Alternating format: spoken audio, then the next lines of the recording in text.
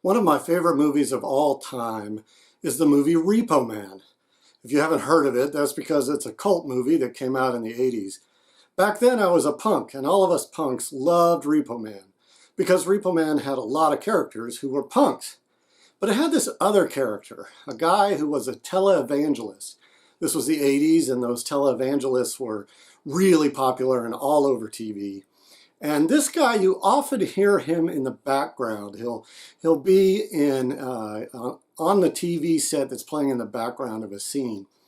And in one scene, you can actually hear him in the background saying, "Pastor so-and-so, people say that all you want is our money."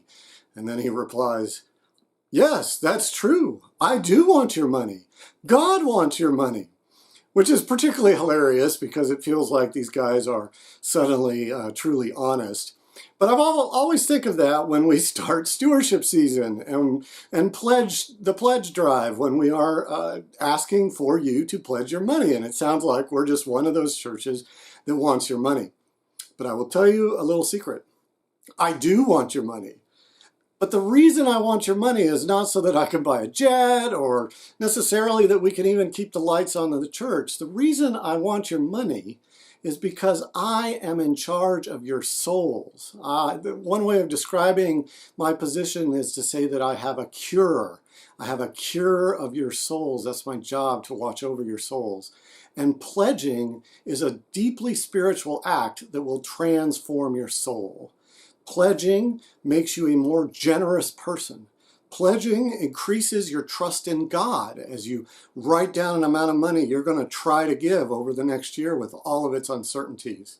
Pledging reduces the hold that money has over you, the fear, the desire for money, and helps replace it with the love of God. And finally, pledging unites you with Christians all over the world right now, and Christians all the way back to the first apostles. So I definitely do want your money. I want your money because I care about your soul.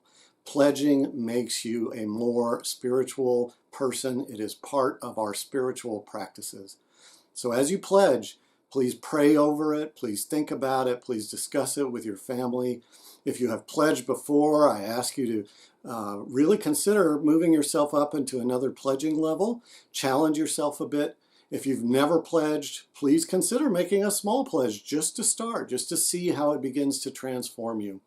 Above all, please know that I love you, and I mostly want you, and that I hope that this pledge season is spiritual and transformative for your soul.